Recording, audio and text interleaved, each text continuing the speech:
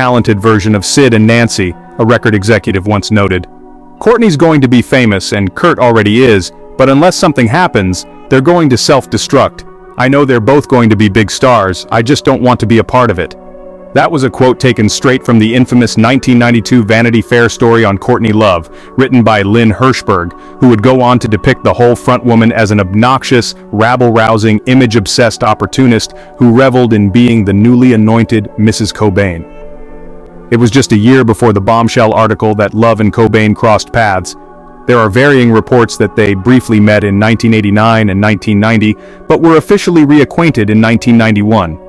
Nirvana was at its peak, and Cobain was confused and depressed with the meteoric fame that came with his music. When Love re-entered his sphere, she had allegedly pursued him with dogged determination, and according to numerous sources, was the one who introduced him to heroin mirroring Cobain's life. Their courtship was intense and brief. After 4 months of dating, Love was already pregnant with their daughter when they decided to wed in Honolulu, Hawaii on February 24, 1992. The bride wore a dress previously owned by Hollywood actress Frances Farmer, while Cobain wore green flannel pajamas. After the wedding, Cobain went into a funk.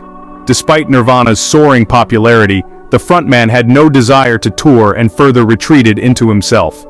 "We went on a binge," Love confessed to Vanity Fair in 1992. "We did a lot of drugs, we got pills, and then we went down to Alphabet City and Kurt wore a hat, I wore a hat, and we copped some dope.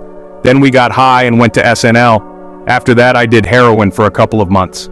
In 2015, Love, who at the time was promoting Montage of Heck, a biopic of Cobain, would later add, he wanted to stay in the apartment and do heroin and paint and play his guitar. That's what he wanted to do. But interlaced among the drug-fueled binges were moments of laughter and sincere affection. In never-before-seen video footage from Montage of Heck, Cobain is seen joking with Love in the bathroom, while another moment captures Love teasingly climbing on Cobain's back while singing a tune. The couple also made intermittent attempts at getting clean. In March 1992, they enrolled in separate detox programs, but within days, they would check out and dive back into their addictions. In Vanity Fair, friends told the publication that Love did heroin while pregnant. By the time their daughter, Frances Bean, was born that August, Cobain had briefly considered quitting the band so he could focus on fatherhood, but he didn't. And despite his good intentions, he couldn't quit his drug habits either. In additional footage revealed in the film, Cobain's descent into self-destruction becomes more evident. In one scene, he suddenly walks out of Frances's first birthday party.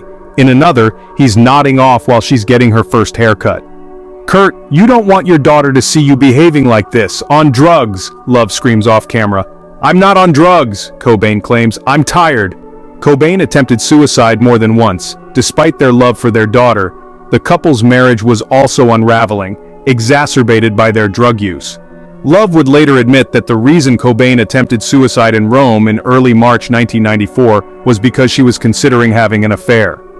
"He must have been psychic or something," she told TVGuide.com. "I almost did one time and he knew it. I have no idea how he knew it. The plan didn't ever go anywhere. Nothing happened, but..."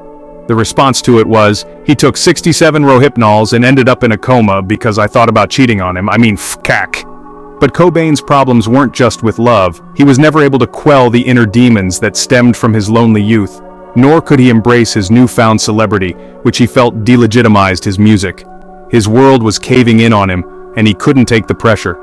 Isolated and inconsolable and under the tight grip of addiction, Cobain killed himself by a gunshot wound to the head at his Seattle home on April 5, 1994. He was 27.